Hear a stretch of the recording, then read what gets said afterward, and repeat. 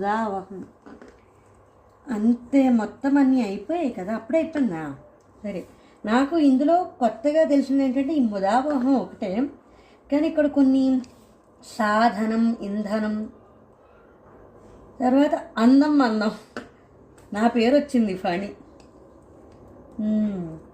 అన్నీ అయిపోయినట్టే అండి, ఐ హోప్ సో. సరే.